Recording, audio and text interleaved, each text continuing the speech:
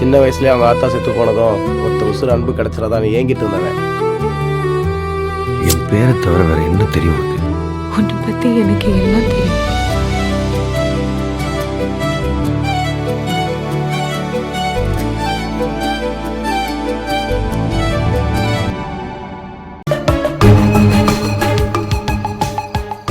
நம்ம இங்க இருக்கிறது கூட கவனிக்காம அப்படி என்ன யோசனை பண்ணிக்கிட்டு இருக்கான்?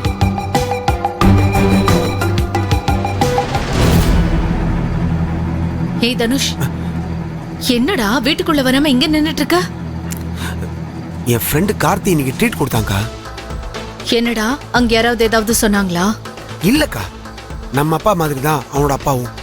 அவரை மீறி கார்த்திகே எதுவுமே செய்ய விட மாட்டாரு. சரிடா, அத நினைச்சு நீ எதுக்காக ஃபீல் பண்ணிட்டு இருக்க? எல்லா அப்பாவும் அப்படிதான் இருப்பாங்க. ஆனா அவன் அவனோட அப்பாவை ஜெயிச்சிட்டாங்கக்கா. அதுக்கு தான் ட்ரீட்டே கொடுத்தான். ஆமாக்கா, தாத்தா சொத்து பேரனுக்கு தான் வரணும்னு கோர்ட்ல கேஸ் போட்டிருக்கான். கேஸ்ல வின் பண்ணிட்டான். இப்ப கார்த்திகோட அப்பா அவனை எதிர்பார்க்கிற மாதிரி ஆயிடுச்சு. ஆனா எனக்கு தாங்க என்ன பண்ணணும்னு தெரியல. இப்ப கூட உனக்கு ஒண்ணு புரியலல்ல? நம்ம வீட்டுல அப்பா பேர்லயும் துளசி பேர்லயும் இருக்கிற சொத்தெல்லாம் உனக்கு பிறக்க போற குழந்தைக்குதான். உனக்கு ஒரு மகன் பிறந்துட்டானா அப்புறம் சொத்தெல்லாம் உன் கைக்கு வந்துரும்ல? ஆமா தனுஷ், உனக்கும் துளசிக்கும் ஒரு குழந்தை பிறந்துருச்சுன்னா அந்த குழந்தைய வச்சே நீ எதை வேணாலும் சாதிக்கலாம். ஆனா துளசி கூட வாழ்க்கையை என்னால நினைச்சு கூட பார்க்க முடியலக்கா. அப்படி சொன்னா நீ லைஃப் லாங் இப்படியே தாண்டா இருக்கணும். துளசி கூட நீ வாழ்ந்தாதான் அவ நீ சொல்ற மாதிரி எல்லாம் கேப்பா. இப்பவும் அவளுக்கு பிடிச்ச மாதிரி தானக்கா நடந்துக்கிறேன். ஏய், நடந்துக்கிறதுக்கும் நடிக்கிறதுக்கும் வித்தியாசம் இருக்குடா. அவளுக்கும் உன் கூட சந்தோஷமா வாழணும்னு ஆசை, கனவு இதெல்லாம் இருக்கும்ல. இங்க பாருடா தனுஷ், ஒரு பொண்ணு எதிர்பார்க்கிற மாதிரி அவ புருஷன் நடந்துட்டா என்னைக்குமே அந்த பொண்ணு அவனுக்கு சரண்டர் தான். இப்படியே நீ இருக்க போய்தான் அன்னைக்கு தனி கொடுத்தன கூப்பிட்டப்ப கூட அவ வரமாட்டேன்னு சொல்லிட்டா. அவளுக்கு குழந்தை மட்டும் பிறந்துருச்சுன்னு வச்சுக்கோ, நீ என்ன சொன்னாலும் அவ கேப்பா. அக்கா, என் மனசுல மாத்திக்க முடியலக்கா. என்னக்கா பண்றது? இங்க பாரு, அவளை பிடிக்கிறதும் பிடிக்காம இருக்கிறதும் அது வேற விஷயம். நீ நினைக்கிற மாதிரி நடந்துக்கணும்னா இதை விட்டு வேற வழியே கிடையாது. துளசி நீ சொல்றதுக்கு எல்லாம் சரின்னு சொல்லணும்னா இதெல்லாம் நடந்தே ஆகணும். எல்லாத்தையும் விட உனக்கும் அப்பான்னு ஒரு அந்தஸ்து வேணும்.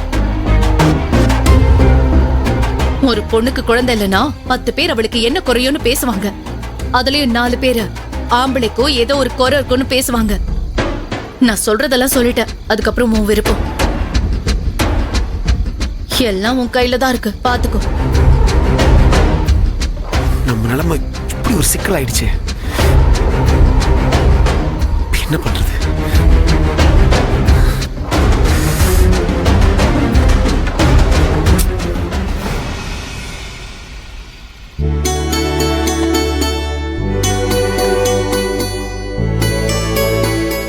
நேரம் ஆயிடுச்சு. எப்ப பார்த்தாலும் வெளியே சாப்பிடுறதா அங்கேயே சாப்பிடுதாக. ஒரு நாள் ஆச்சும் எல்லாரோட சேர்ந்து சாப்பிடணும்னு அந்த மனசுக்கு தோணுதா? அதே பாட்டி அந்த கத்துறாக. அவங்கள சொல்லி குத்தம் இல்ல, அவங்கள வளர்த்திருக்காக பாருங்க. கொஞ்சம் கண்டிச்சு வளர்த்திருக்கணும். அம்மா தாயே, எப்படியாச்சும் என் புருஷனுக்கு ஒரு நல்ல புத்திய கொடுமா. என்னாச்சு? உன்னதான் கேக்குறேன், என்ன தனியா புலம்பிட்டு இருக்க? ஆம்பளைங்க சரியில்லைனா பொம்பளைங்க பொழப்பு புலம்பலா தானே இருக்கும். ஏங்க, நான் தினம் ஆசையா உங்களுக்கு தானே சமைச்சு வைக்கிறேன். நீங்க எப்ப பார்த்தாலும் வெளியவே சாப்பிட்டு வரீங்க. எங்கிட்ட சுத்தினாலும் ஒரு வாயாவது வீட்டுல வந்து சாப்பிட்டா தானே எங்களுக்கும் சந்தோஷமா இருக்கும். சரி, நாளைல இருந்து நான் வீட்லயே சாப்பிடுறேன்.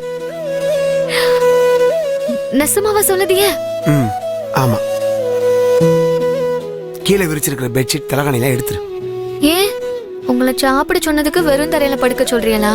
ஜி முட்டாள், இனிமே நீ கீழே எல்லாம் படுக்க வேண்டாம். என் கூட பெட்லயே படுத்துக்கோ. கட்டலையா?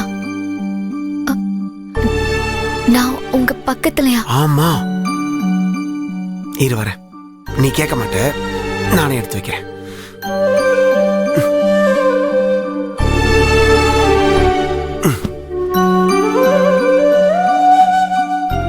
வா, வந்து உட்கார். நான் உங்க கிட்ட பக்கத்துலயா?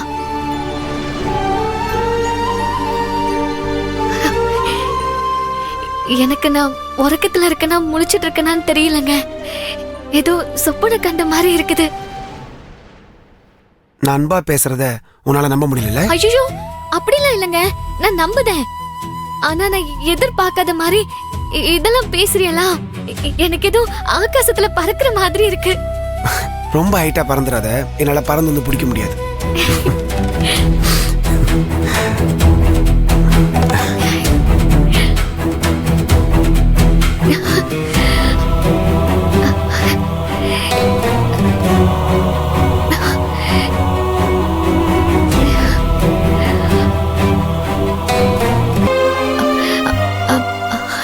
ஏன் புருஷன் நான் உனக்கு தொடக்கூடாதா? அப்படி இல்ல, இது வரைக்கும் நீங்க என்ன தொட்டதே இல்லையா, அதே தொடும்போது கூச்சமா இருக்கு.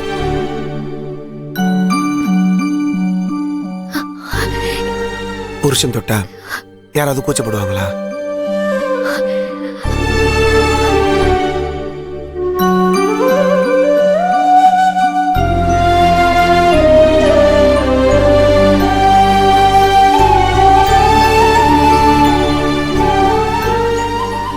சாரி, என்ன மன்னிச்சிரு. என்ன நீங்க தப்பு பண்ண மாதிரி மன்னிப்பெல்லாம் கேக்குறீங்க? இல்ல, இவ்வளவு நாள் நான் உன்னை புரிஞ்சுக்காம நான் பண்ணது, பேசுனது, நடந்துகிட்டது எல்லாமே தப்புதான். ஏன் அப்படியெல்லாம் சொல்லுதிய? உங்க நினைப்புல என்ன இருக்குன்னு எனக்கு நல்லா தெரியும். இருந்தாலும் மத்தவங்க எல்லாரும் முன்னாடியும் என்ன கௌரவமா தானே நடத்துறீங்க. அன்னைக்கு எல்லாரும் உன்னை கல்யாணம் பண்ணிக்க சொல்லி கட்டாயப்படுத்தினாலும் நான் உங்க அப்பாக்காகவும் உனக்காகவும் தான் உன் கழுத்துல தாலியே கட்டினேன். எந்த சூழ்நிலையிலையும் தாலி கட்டினாதான் நம்ம வாழ்க்கை, அவ சந்தோஷம் தான் முக்கியம்.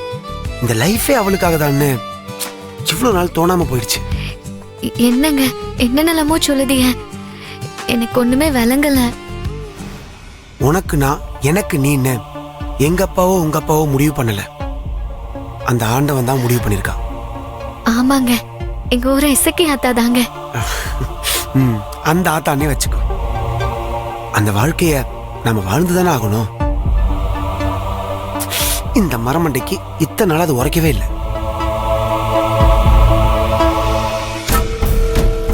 கல்யாணம் ஆகி இவ்வளவு நாள் ஆச்சு, எதுவும் விசேஷம் இல்லையான்னு உன்னை யாராவது கேட்டிருப்பாங்கல்ல? எனக்கு தெரியும், கண்டிப்பா கேட்டிருப்பாங்க. ஏன் உன் பாட்டியே அவங்ககிட்ட கேட்டிருப்பாங்க.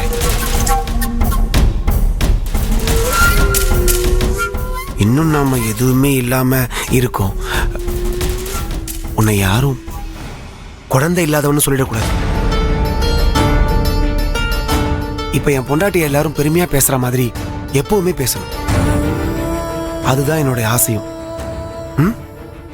அதனாலதான் உனக்கு ஒரு நல்ல புருஷனா நடந்துக்கணும் முடிவு பண்ணிட்டேன். நீங்க என்னென்னமோ சொல்லுதிய, எனக்கு கையும் ஓடல காலும் ஓடல. உண்மையதான் சொன்ன துளசி. பொண்டாட்டியை புரிஞ்சுக்கிட்டு அவ மனசுக்கு பிடிச்ச மாதிரி நடந்துக்காதவன் ஆம்பளையே கிடையாது.